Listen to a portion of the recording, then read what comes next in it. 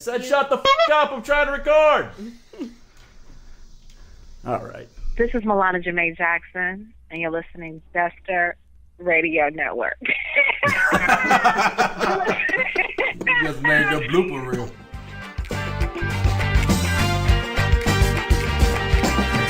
Hey, this is Tony Valley. And I'm David Gavry. And we host a podcast called Jacking Off with Tony Valley, where every week we interview poker players and game runners about the ins and outs of the underground world of poker. And we discuss strategy, philosophy, and other topics. You can listen to us on the Jester Radio Network every Thursday at 9 a.m. at jackkingoff.com, or you can find us on iTunes, Stitcher, or Google Play.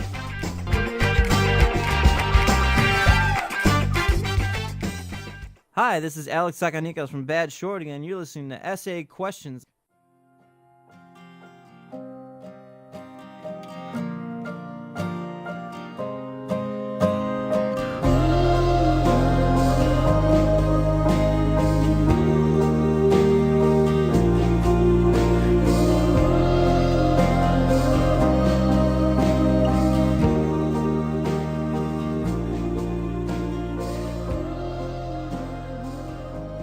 All right, everyone, welcome back to a new episode of Essay Questions, short reads, long talks. It's good memory you have.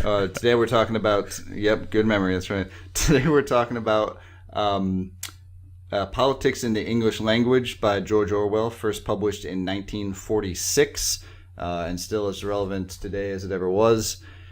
This was my pick, and I think we had to end up having a good discussion about it. Joe, you hadn't read this before. You wanna say something by way of introduction? Yeah, this was. I thought this was a really interesting read, and I thought the conversation we ended up having was exactly what I was hoping it was going to be. Where it starts about how language is kind of tortured in a way, and it's changing the way we're communicating, but it goes into all sorts of social and political implications, and the way that we live, and the way that we ultimately think about stuff. And I thought we got to some really good places that I thought we were going to get to. Although I do think it's fair to point out that our conversations kind of go to the same place over and over again. So if this has a conspiratorial feel, it's going to feel very familiar to you. So We're just trying to speak truth to power and reveal the... I have like Alex Jones on my mind because I watched that John Oliver segment where he attacked Alex Jones like just this morning. But I feel like we are picking up the mantle of Alex Jones, and we will show you how your water's been poisoned to turn the frogs gay. Well, I'm actually drinking bottled water, so that can't happen to me. But yeah, I'm making sure of that. Oh wow, I got some stuff I got to tell you about bottled water, man. Well, I know who bottled that. I do think that's a good thing for this show to aspire to be, is the intellectual Alex Jones show, which isn't a high bar, I guess, but nonetheless. I mean, yes, that's the lowest bar. That's not even, the bar's on the floor. The smarter you Alex trip Jones on that bar. Yeah. Well, I think we can clear it. I like our chances. Yeah, I just want to point out that, in terms of this being timely, it's not. We got into like a brief discussion at the end about Fox News as being a kind of exemplar of a lot of problems that Orwell's describing in the contemporary world. Yeah, for sure. And I forget what the context was, but I was thinking about this a few days ago. Do you remember the documentary Outfoxed? I don't think so. It was like 2004, 2005. It was like very much like Bush era, like takedown of, did you know that Fox News has like a right-wing bias? It was... Sure. Okay. Everything that I saw in that documentary, like I remember seeing, and I kind of went back and read like reviews online from, over 10 years ago now, which is crazy. It's the same shit that people are saying now. It's like you listen to any notable, like, kind of centrist liberal podcast, like, the one that those former Obama speechwriters do. It's the same complaints, and nothing has changed. If anything, the problem's just become worse because now those things have more power than they did before. Yeah. Yeah. Because that's what the president watches every single day, a volume blaring because he's a deaf old man. So the well, at least he's watching something. Yeah. That's yeah. I don't actually see how that's consoling at all. It's not. But so it's not just a question of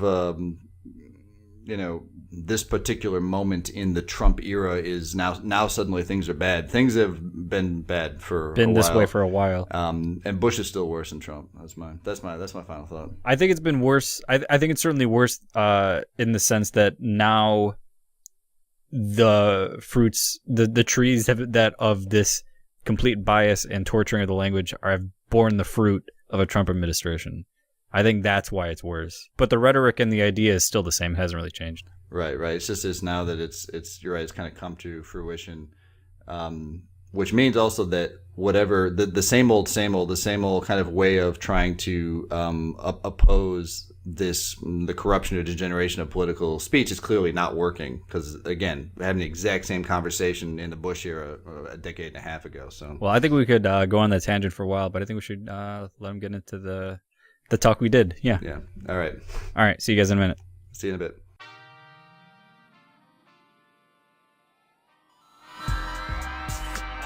Hi, this is Alex Sakanikos from Bad Shorty, where we roast all the favorite fantasy characters that you could even imagine. Very fan-driven. You can email us at realbadshorty@gmail.com, and we will roast anything and everything that you want us to roast.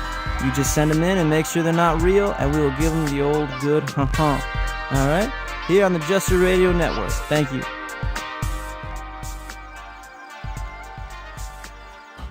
All right, so politics in the English language, I get the impression, just based on what you've told me, that you've read this a couple of times. So what do you still get out of reading it now? Well, I think I read a different essay every time I read it. Like, I see something different in it, which I think is a testament to Orwell's power as a writer, which is interesting because most of his examples are very, very much bound in the culture of the English-speaking world in the 40s, or immediately after the war.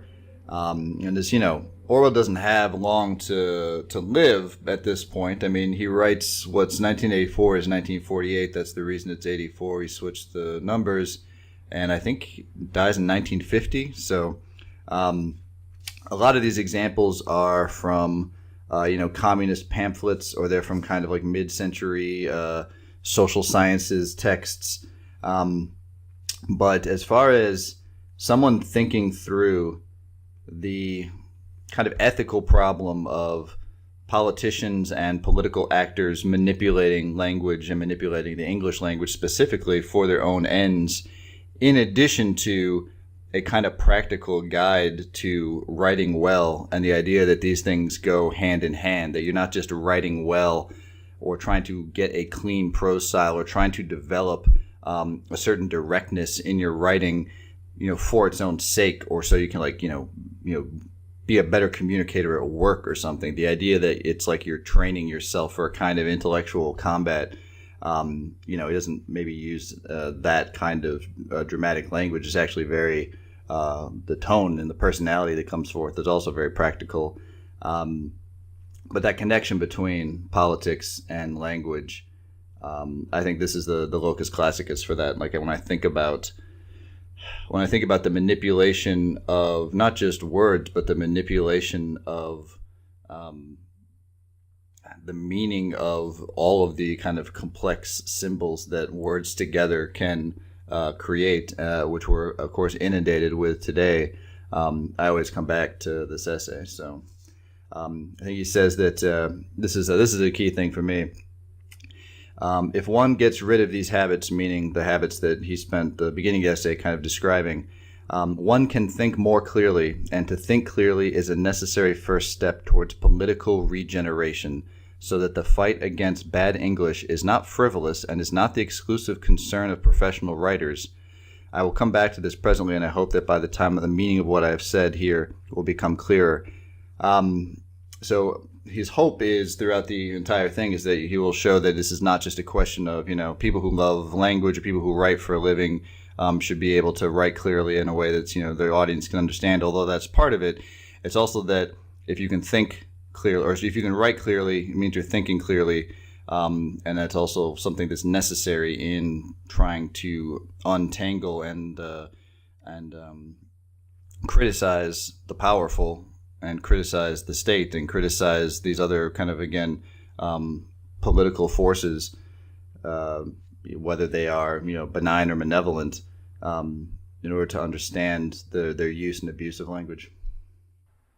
I think that it's just interesting to hear I agree that it's not just the aesthetics of language is what people are upset about, or what he was arguing against. It's not that it sounds more efficient or more eloquent or more appealing or pleasing. It's that language starts to lose the meaning behind it, and what you're trying to say loses weight with the I don't know if it's fair to call it the de-evolution of language as he's kind of describing it. And he's not, I mean, he's the first one chronologically that I found who is talking about this. So I'm sure other people discussed it too. I guess I'm curious, is this a contemporary problem? I'm assuming this would have happened with every language in every society that's ever been, right? Where words just lose meaning as time goes on, and less descriptive words kind of take their place for more banal purposes. I don't know if that's just based on the way we live now. It's hard to imagine that it would have happened previously, right? I mean, obviously there's some aspect of this problem that has been with humanity since the beginning of writing, and the beginning of, text as an instrument for sharing ideas. But I think that, Orwell is really writing at the kind of really in like the dawn of mass culture, radio, television, in the Western world at least, essentially something approaching universal literacy, and the means that all sorts of different groups have to mass produce and mass distribute in print or in other forms or other media that use words, their messages all over the world into huge numbers of people. And of course, that doesn't just mean people who are interested in, starting a magazine or starting a radio show or something. It also means that all of the different states, all of the different powerful forces in his time, he's thinking, about the UK and the USA, and most probably especially the Soviet Union at this point, are using all of those instruments of mass communication to manipulate their people at the worst. So even though this problem is probably just kind of inherent in human language and communication, the stakes are suddenly very high because the accessibility and the speed and the scope with which these words and these messages can be spread is suddenly much larger than it was 20 years before he wrote this. Oh, sure. The stakes have definitely gone up, not just because the words can be carried and heard in mass, but because the severity of political action or inaction is gone up just with the advent of more technology, specifically weaponry. The more dangerous we become in our society's potential, the more significant I think maintaining a coherent language becomes. I guess I completely agree with the point that he makes about how it kind of diffuses political language and political rhetoric. There's a lot of words that are used to kind of say nothing, and it kind of obfuscates your point, and it makes it easier to be relatable. And I wonder how much of that is just human nature in trying to appeal your political opinion to a large audience versus how much is that a conscious decision to try to obscure your actual beliefs by making it sound more appealing. Does that make sense? Like how much of that is just human nature versus how much of it is nefarious? I think that from the reader's perspective or from the hearer's perspective, the distinction is not necessarily all that important. Oh, the effect I think doesn't really matter, but I think the intent, that's what I don't understand. Yeah. Oh yeah. Well, let's take someone who's writing his fourth example in the beginning of the essay, a communist pamphlet. The person that's just like a kind of drone in the party apparatus, who's writing this, kind of really generic call to, kind of class consciousness that's just filled with all these really stale turns of phrase. The rising tide of mass revolutionary movement, to legalize their own destruction to proletarian organizations and rouse the agitated petty bourgeoisie to chauvinistic fervor. Like it's really, it's very broad. I'm sure the person who wrote this sort of felt like and thought that they were saying something of significance. I don't think that they were consciously thinking, well, this is a party line. So like they're just some like copywriter at an advertising agency who just goes in and slings out the same cliches. Although maybe he's not as different than that. But I think it's what Orwell says in the beginning, that something has happened in his mind, this allowed him to put himself into this position and be a member of the Communist Party in the late 40s and to write this paragraph. So something has kind of warped his thinking to the point where I don't think he can think clearly, and therefore he only can write these kind of stock phrases that he's been taught to regurgitate.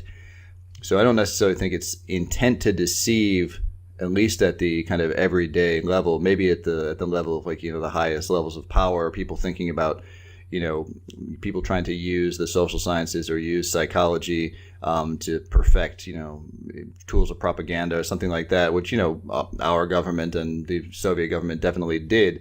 But I think in the day-to-day communication that Orwell's talking about, it begins in the mind, and the language shapes the way that we think, and it becomes a cycle of degeneration, as he calls it. I don't think it's an intent to deceive. I think the person writing it, to some extent, has already deceived themselves. Well, I think people get their language from the culture. I mean, people kind of get everything from their culture, and we. Okay, so the perspective I'm thinking of, I'm having right now is political power structures, as you mentioned, the Soviet Union, and what we do here is very much control the language of your party, the message of your party. Like you see it with talking points.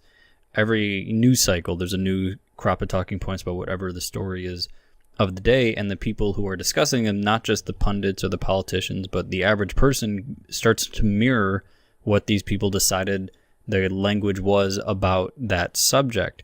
Right, so how much are we choosing ourselves? Like it seems like there's an effect of the people who are intentionally manipulating the language to serve a function, trickles down to the everyday person and dictates what language we end up using. So in effect, the people who are clearly trying to manipulate psychological or social trends to serve an end up influencing people, I think, in a lot of unintended ways. Is that fair? You're saying that the consequences of this kind of writing are not as easy to predict, or that we can't, the writer can't really depend on the reader having the kind of response that he or she hopes that they will have? I think it's the scope is too wide ranging. It's going to have too much of a ripple effect to really anticipate what exactly is going to be felt by this. Because as the rhetoric is kind of dictated as to what this is, how is the society going to talk, what language is it going to use to communicate with one another, it influences the way people actually communicate with one another. When when the Democrats are, get together and say, all right, what is our message going to be about this issue? It changes the language when people discuss that issue. And in a sense, those words that they chose end up being influential in other arguments down the road. It's a mile marker. No, I think I see what you mean. Do you know what I mean? Like, it changes the way we talk about stuff because, this is how we talk about this issue. What can we learn about the way we talk about this issue to talk about this next one? And the whole language kind of gets pulled along with it. And I think there are unintended consequences when people try to say, this is the message we're going to have about this topic. And 20 years down the road, it could change the way we're talking about the news of that day.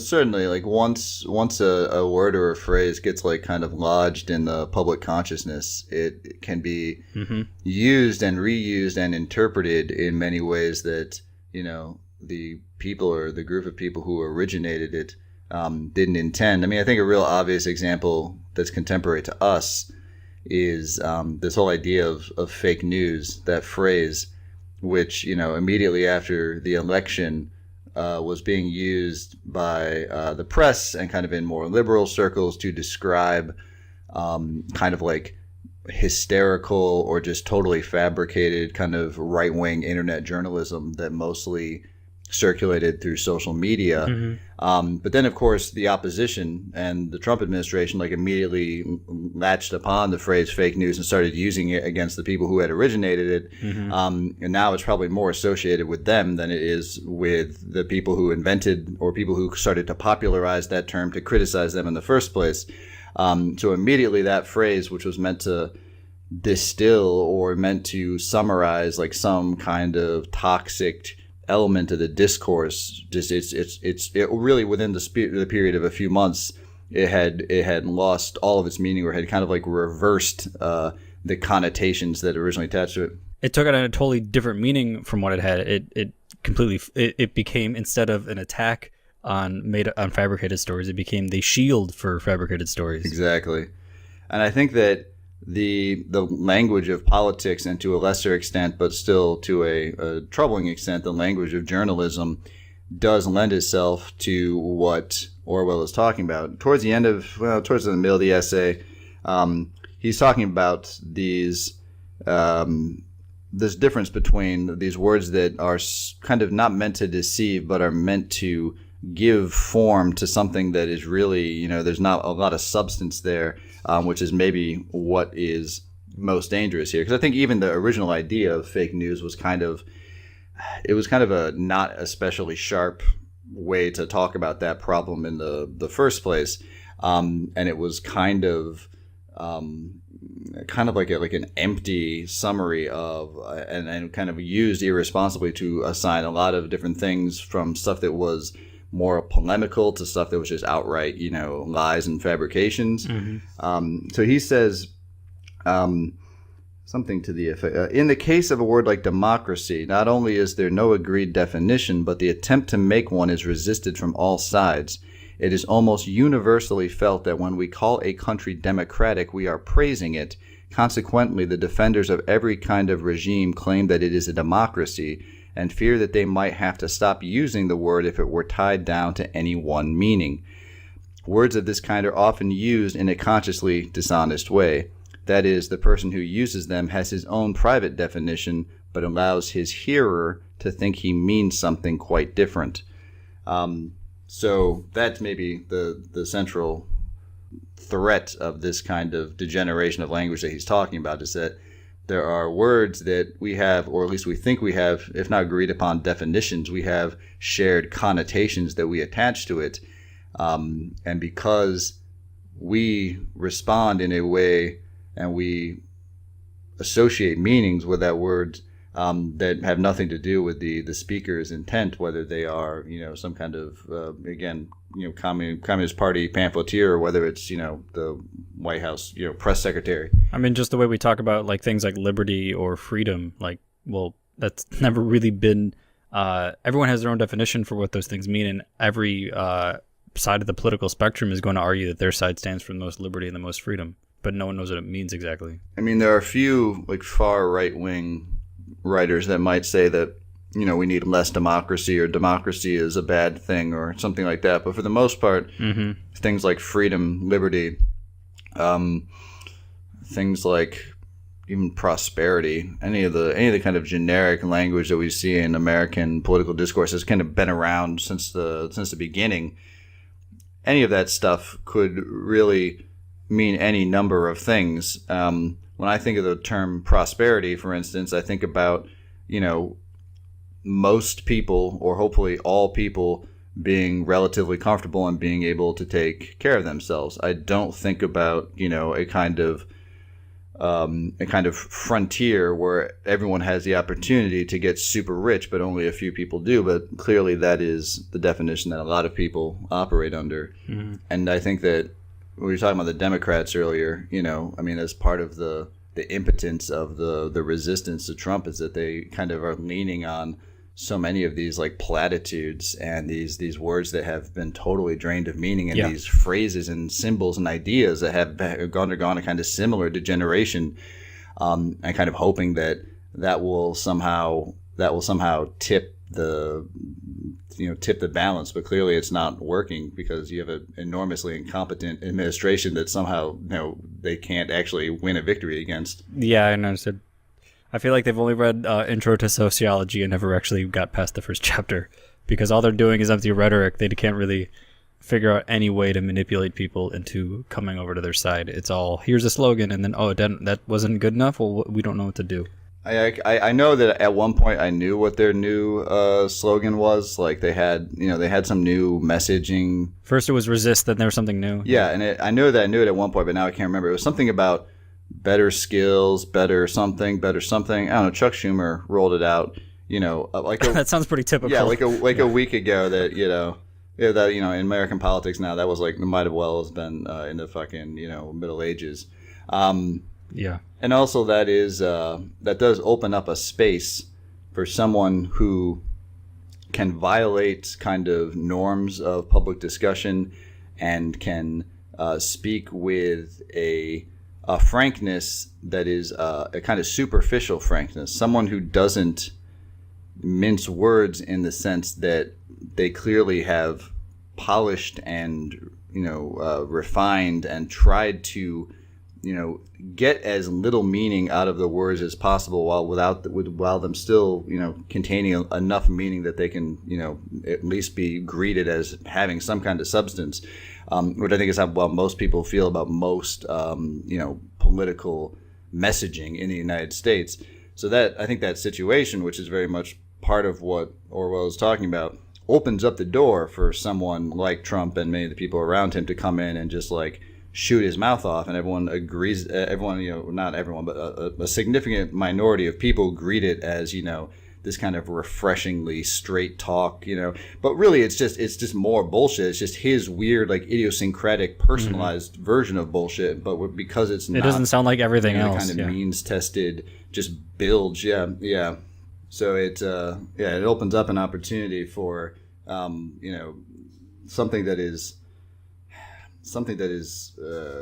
blunt to be confused with something that is honest. How much of this has to do with how much is PC culture tied into this evolution of language, and how much we're using more words to say less? I mean, I don't think political correctness is inherently tied into that, but it feels hard to ignore that there's a lot of implication of, well, the more we change the rhetoric and the words we use to describe certain things, the less attached we are to what it originally meant. And trying to remove the bigotry from the language is an admirable goal, but bigotry seems like a result of the time and attitude, not the word itself. And so changing the words just seems like moving the goalposts a little bit of, well, now here's just another arbitrary word we're going to use, which just then is going to start to lose meaning of what it originally stood for. I mean, I think there's definitely some truth to that. I think that the idea of political correctness itself could be also an artifact of exactly what Orwell's talking about. Like, I think political correctness, I mean, I don't even actually know. I'd have to go back and I don't even know what the actual origins of that phrase are.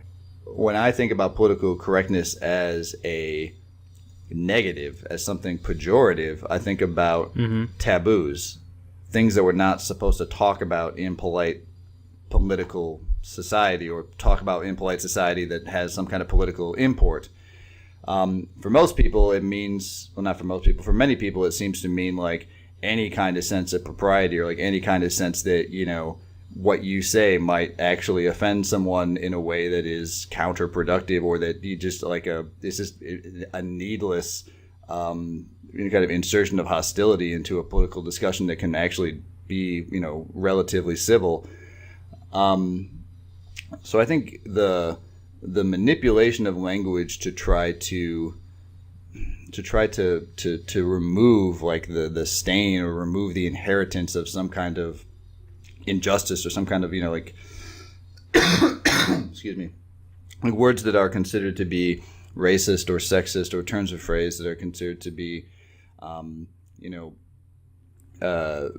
derogatory towards people who have some kind of disability or something like that. Like, I think you're right. I think the motives for most of that stuff are relatively benevolent. Oh, for sure, yeah. I think more of it has to do with who gets to decide. It's not really, are we going to change the language? It's who is leading this discussion. And there are lots of people that are, have like a low moral character who are very much about like high-minded ideas, and that is a perennial problem. For sure. I do think that it's generally a benevolent goal, but I wonder how much of that language gets lost. And I'm thinking of when I remember when I was reading this, I thought a lot about George Carlin and a couple of things in particular. One, a speech he gave to the National Press Club. I think he was getting some sort of honorary award, and he goes into this long. It's basically stand-up, just in an unstand-up setting, and he's talking about.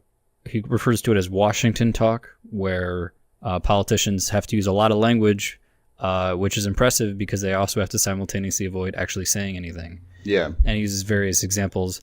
You know, they don't say something, they suggest something or indicate something, or they don't make a decision, they haven't determined something yet. It's a really brilliant. It's one of my favorite things he did back when he was alive.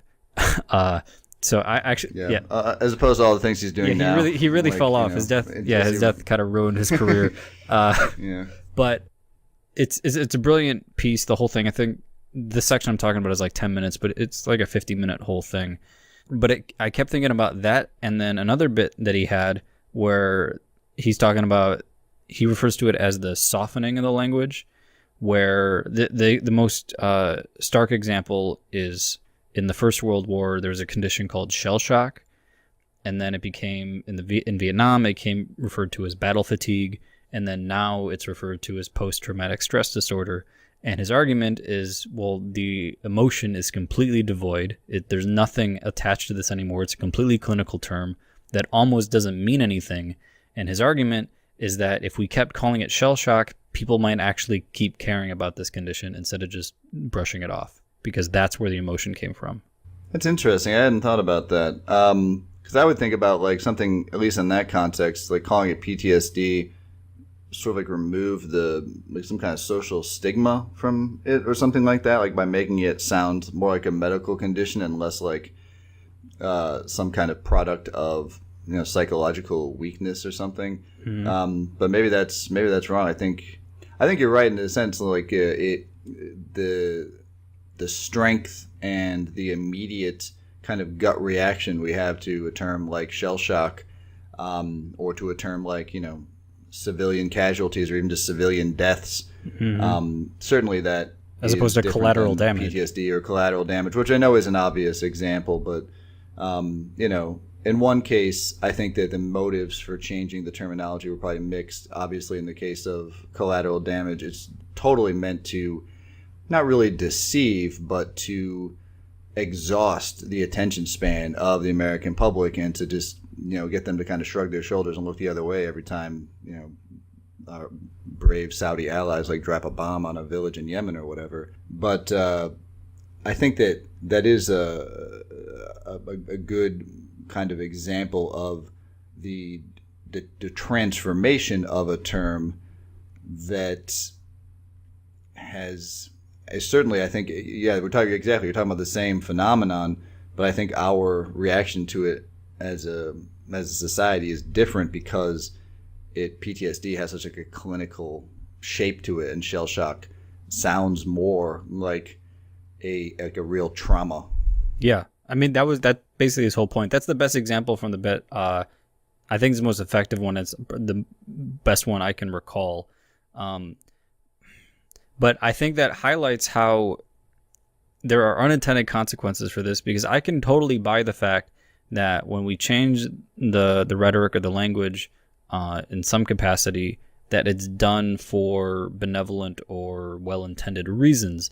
Not every time, but clearly sometimes. But the consequences are completely unpredictable, and I think I think that is just part of human nature. But at what point? How do we differentiate what is done for good intentions versus what is done to perpetuate power or to sway public opinion on a certain issue the way a politician would? Because these aren't all inherently politically charged decisions, but I think the results end up changing politics. Yeah, and I think the way to respond to it, or at least a beginning of the way to respond to that, first of all, there's never going to be, it's just like a constant battle to stop people from draining the meaning from words, and to stop letting people get away saying things that are either intended to deceive or intended to provide the appearance of substance where there is none. I think that Orwell the purpose of the essay is to arm people for that struggle. I think that the advice that he gives at the very end of the essay, his 6 kind of maxims or 6 instructions here, I mean, those habits in writing, I think, feed into habits of thought.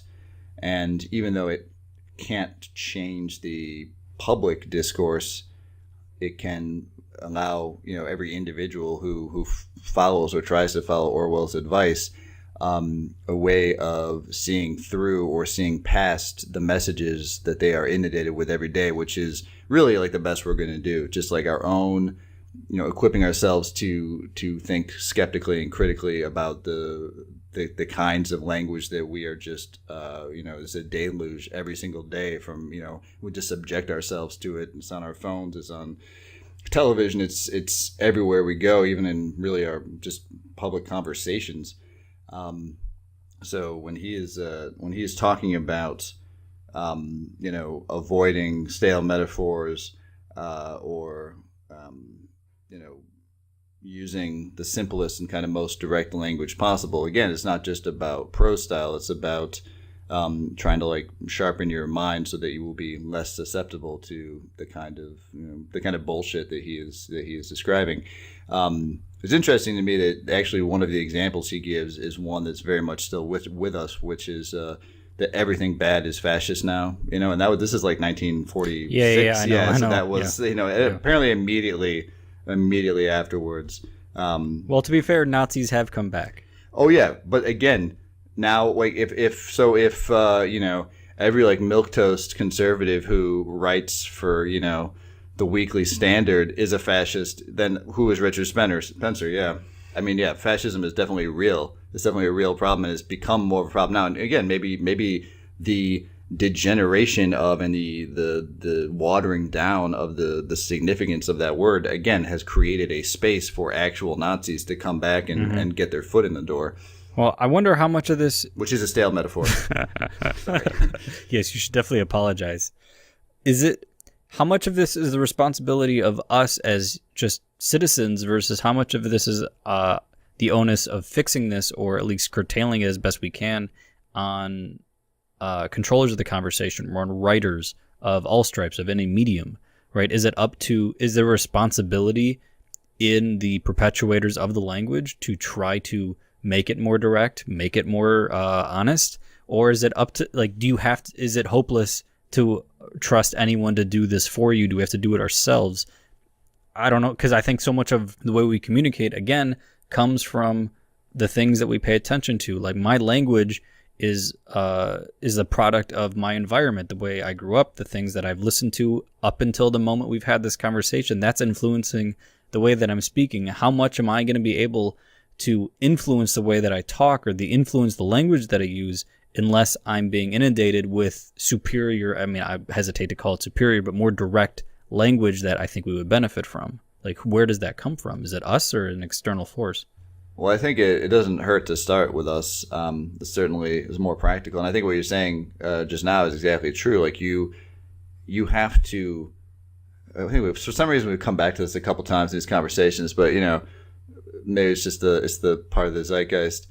People are very, very concerned, and have been for our entire lifetimes, just in more and more kind of obsessive ways about what they put into their body, and about diet and things like that. Mm-hmm. But I think you have to take a similar approach to what you choose to consume. I think that like a diet of really clear and thoughtful and skeptical writing, in particular, other forms of media, but I think the written word and the spoken word are really the heart of everything else. That's what's going to continue to transform and improve your thinking, because it's going to improve and expand the words with which you have to do the work of thinking into yourself, or whether you're thinking out loud, or whether you're writing, or whatever you're doing. responsibility of the people that control the press and control the media. It's that very, it's that the stuff that was true when we were in college is just more true now. It's just like there's 90% of all kind of media is owned by 5 or 6 companies, and that has only become more true. So the idea that there is going to be any kind of like top-down sense of responsibility is vanishingly small. The problem's only going to get worse. So, but how is that not a concern? I mean, this kind of gets talked to death, especially now that conspiracy theories are kind of in vogue, about how overly concentrated the media is in terms of who owns it. It's a small collection of people. It's a small collection of companies, and I think people have generally been unaware, but are becoming more aware how influential what they consume shapes the way they think and the way they interact and the way they talk and what they believe in. So if it's not in the best interest of those companies or those individuals, I don't foresee this changing unless people make that change in themselves. And how do you get people to do that when you can just... I think this is such a big, I don't want to say problem, but it's kind of endemic part of the culture that we live in. How can you change something as significant as this when you can just go home and watch Game of Thrones, which is way more important to you than trying to change the way you communicate with people? Well, I mean, the people who own the messages that actually have some kind of political impact and really do shape our understanding of the things that directly affect us also own the things that just inundate us with like trivial pop culture. And I'm not trying to badmouth Game of Thrones, but nor am I trying to attribute some kind of sinister and again like a genuine kind of like conspiracy behind this. I think that it's just the inevitable consequence of the concentration of power and the concentration of wealth in the hands of a very small number of people. Mm-hmm. And I don't think that. I think that the only thing, and this is, I say this with a big asterisk next to it because I don't know if I think that this is even possible, at least not the way that I'm kind of describing it. But it sounds kind of conspiratorial when you talk about the concentration of power when it comes to the culture and when it comes to the media. Mm-hmm. And in a way that it doesn't sound like you're kind of paranoid when you talk about monopolies or concentrations of wealth and power in distribution or manufacturing. Like, it doesn't sound paranoid to say that maybe Amazon has too much power over what we buy and sell. Mm-hmm. It does sound a little bit paranoid to think that to use the same kind of framework to talk about what we read and what we see. That Time Warner has too much control over what we think. Like, it's a totally different. It's easy to say Apple has too much of a market share in computing and phones than it is to say Time Warner has too much market share in what we think. Yes. And I think that the solution for one is the same solution for the other. And again, that word solution even is too simplistic. But until the means of production, until the means of like actually distributing messages, whether we're talking about like actual kind of like entertainment culture, whether we're talking about journalism, whether we're talking about any other thing that could fall under the category of messaging and the category of analysis and the category of like who is telling the story about what is going on in the world to the rest of us, until that is radically decentralized and until most of that power is in the hands of a lot of people and very, very diffusely distributed among the population, like that's the way to do it. Is you have to smash those monopolies, and you have to take the power to make and distribute those messages and put it in a lot of different radically decentralized hands. How you even begin to fucking do that, I got no idea. And if I feel like right now, if a bunch of people try, they probably fuck it up and make things worse. So but that's, I mean, it's a systemic thing. Like, you have to get the power out of the hands of that handful of, corporations that own 90% of the media. And that's the first step to, if there is a solution as opposed to just equipping yourself or arming yourself for, being able to see through the either the, kind of generic kind of like, shapeless nonsense words that Orwell's talking about, or being able to see past outright deception. I think you just came up with a manifesto for the podcast, right? This is why we're doing this. Yeah. Start to undermine the power media structure. Yeah. That's right. By doing a podcast, which no one had that idea. Yeah. This is the first podcast. Yeah, we actually What invented. What if instead of going on some radio show that's owned by Clear Channel, we just had our own radio show on the internet, bro? It's pretty forward thinking. Capitalism lost today. R.I.P. All right. So just as a recap, actually, because I was looking at this on my phone, the 6 conglomerates that own 90% of what we read, watch, or listen to, as of 2011. So this is actually, half a decade old now. It's probably even a smaller list now. Yes. Yeah. The pendulum is not ever going to swing back the other way. I mean, I guess there might be exceptions to that. I guess there are more options now, but the truth is that once as more mediums come along, there will have to be a diversity of companies. But at some point, I think it's going to continue to trend smaller. It's just as new mediums open up, new companies will come to claim that. Like Amazon didn't exist 30 years ago, but once e-commerce became a thing, Amazon moved in and went into that power structure, but that power structure is continuously going smaller, I think. It's just as mediums grow, it'll grow a little bit and then shrink again. Does that make sense? No, that makes sense. And it's interesting that Amazon's not even on this list, which if, the trend towards original programming and streaming goes the way that it's going, like it seems like this could change within the next few years.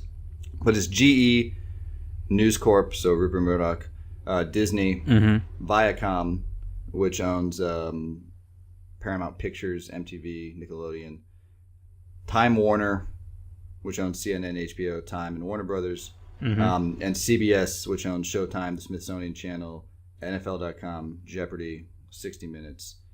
So obviously GE is Comcast, which is a big one. Disney is Disney and Pixar and Miramax, and then News Corp is Fox News and the fucking Wall Street Journal, and America's real newspaper of record, the New York Post, which very dramatically yesterday announced that big tits are cool again. So, I saw that article. Yeah, some hard-hitting journalism. I was glad to hear it. It's about time.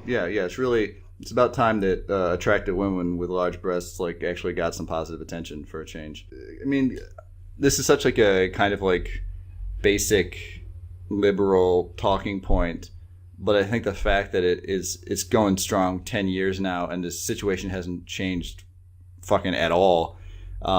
Fox News, I mean, I feel like it's that like an unavoidable example of the kind of obfuscation and the kind of like substanceless language and discourse that Orwell is talking about, much more so than what's coming directly from actual elected officials and politicians. Well, and they absolutely set the tone for media over the last, 15 years?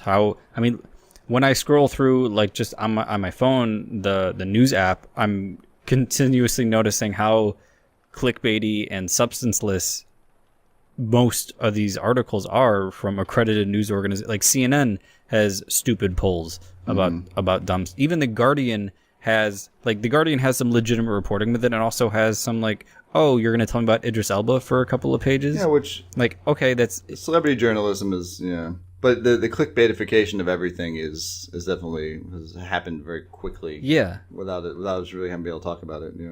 I think Fox was the most mainstream thing to do it first, and everything's kind of followed suit. I just read this really interesting article by Nathan Robinson last night. Do you know who that is? Is that Current Affairs guy? Current Affairs, yeah. Yeah. I love Current Affairs. Subscribe to Current Affairs. Just it's an imprint. It comes to your door in the form of paper. It's a great magazine. Yes. So yeah, Nathan Robinson. But I'm probably going to pick something of his that we should talk about soon. But good choice. But he was making this really interesting point about how, this is kind of off topic a little bit, but how people decry CNN for, there's this weird perception that CNN is at war with Trump when CNN is just covering Trump because it's making them money. That's why they covered him in the campaign, is because people, they're a business. They're not a news organization first. They're a profit organization first. And how the perception, the talking point that everyone has is the media's out to get Trump, when the reality is the media doesn't care. Like CNN, whoever the CEO is, has been quoted as saying, we don't, like, okay, Trump is bad for the country, but he's great for our profits. Exactly. He was great for the profits when he was running, and he's great as president. It's like it's the dumbest and the most potentially lethal reality television show of all time, and they're all just broadcasting it, 24 hours a day. And it's always funny when I see the screen grabs of like the nightly news where, CNN, MSNBC, all the main, like the traditional, like the big three TV networks, the nightly news, they're all covering the most recent scandal. And then what's on Fox News will be like, something about Hillary Clinton, like still, like they'll just be running some like dumb, it's not even like rehashed from a year ago. It's rehashed from the fucking 90s. It's just like more like Whitewater, Vince Foster horse shit. And that's dumb. Like that does show that Fox News is an exceptionally, an exceptional example of just garbage disguised as political discourse.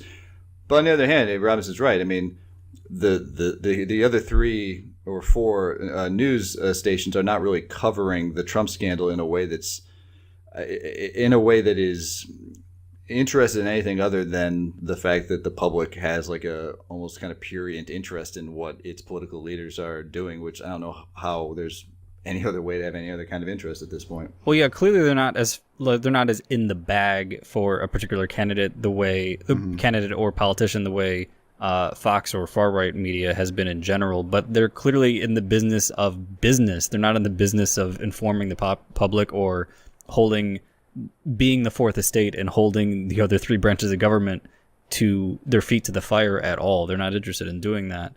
And I mean, this conversation kind of took a very strange turn because it was about language and now it's about news coverage. But yeah, no, they're intimately connected.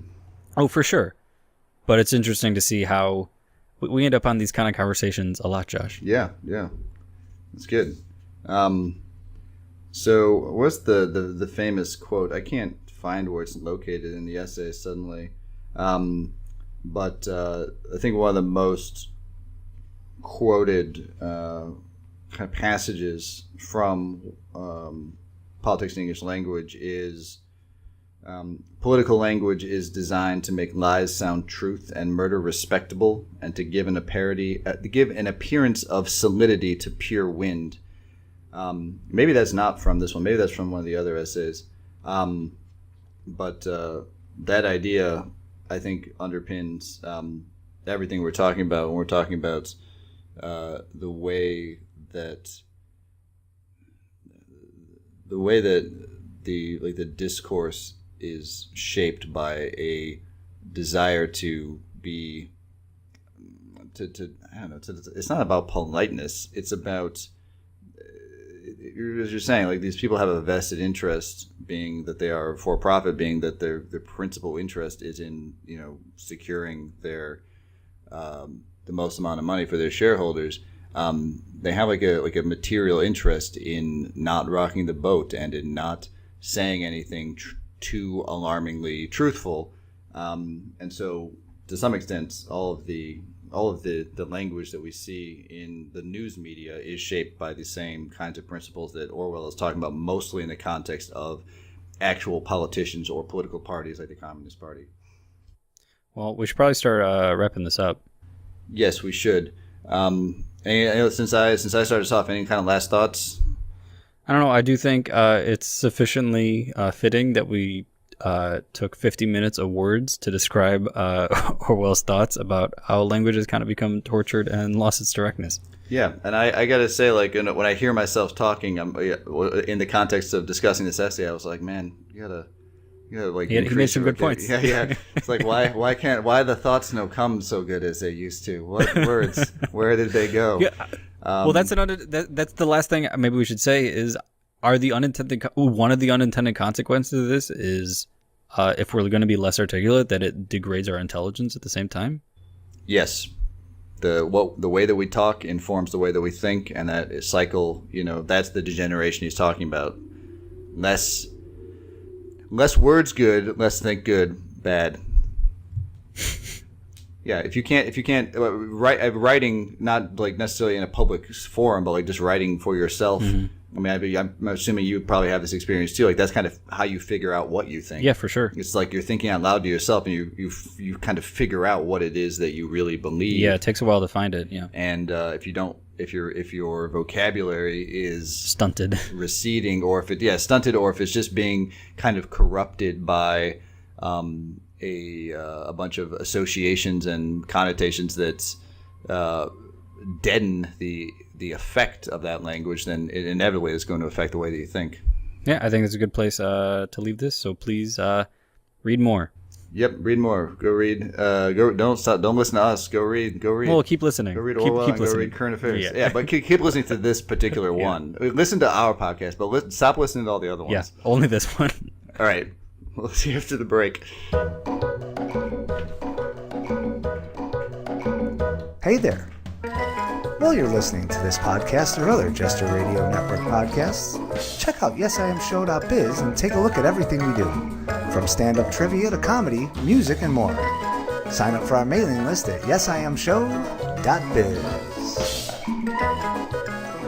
All right, that was pretty fun. Did you have a good time talking about that? Yeah, it was a good time. It's an essay that I have, as you said, read a number of times, and it always, because it's about political language, and the situation is always changing. Unfortunately, always getting more and more dire. It's like I have a different experience every time, as I said, and this this was no exception. So I had a good time. Well, in case people didn't know, you teach, right? You're a professor. Well, I'm a lecturer. I'm not actually a professor. You could have just lied to them; they wouldn't know. Nah, I'll know though. I'll have to look myself in the mirror and be like, "You're not really a professor; you're just an instructor."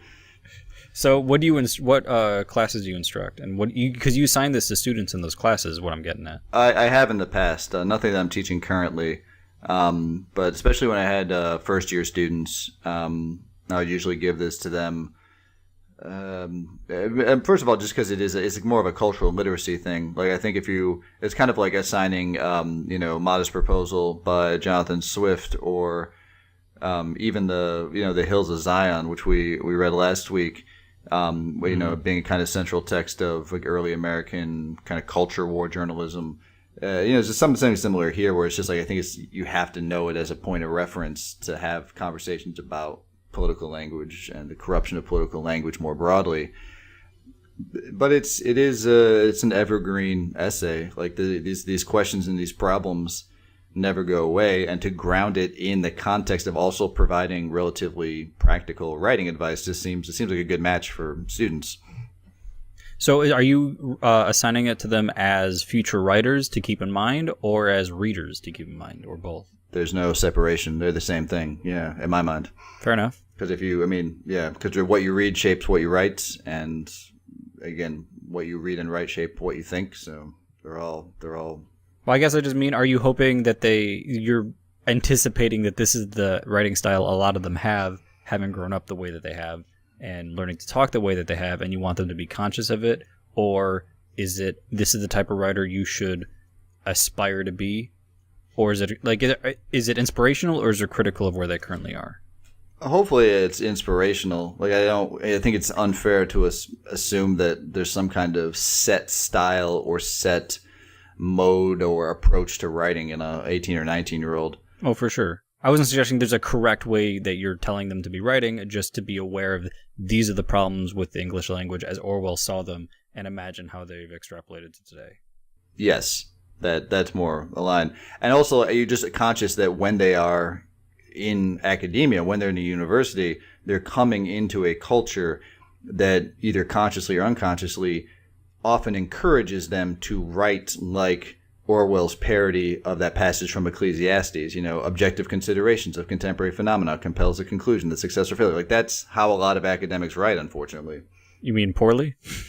Yeah, or in a way that is it has like kind of like an elevated style, a lot of like Latin origin words that kind of make it sound sciencey, but really they're saying something very commonplace. And there's a special problem in the humanities and social science. It creates the air of sophistication without actually having sophistication. Exactly.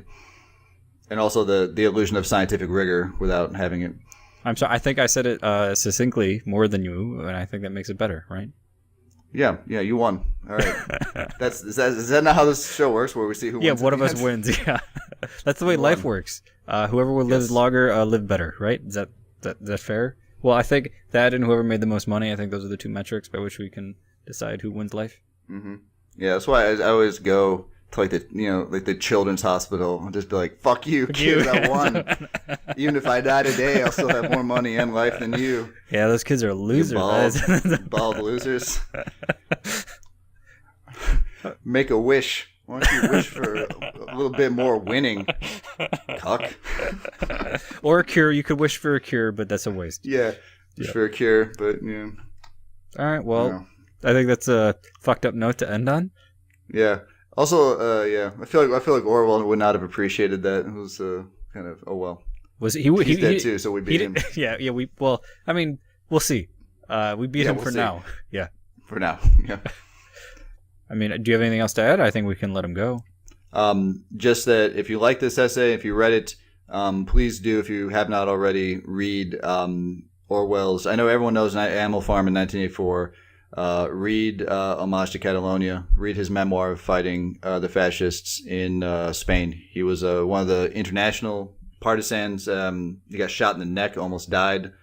And that his book about that's the best thing he ever wrote. So have a look at that. I just want to say about that too. I didn't, before starting this idea for the podcast, I had no idea that Orwell had written essays. I just knew him from Animal Farm in 1984, and I didn't know there's a rich collection of essays he wrote as kind of a traveling journalist. So there's you could find pretty much all those online as well. So I'm sure we'll cover another one at some point soon. And also his memoirs, many of the essays are kind of like brief accounts of things that he witnessed as a was like a soldier or kind of like more of like a policeman in Burma, in British India, as in Burma. Yeah. So those are good too. For sure. All right. Well, on that note, see you guys later. Thanks for listening.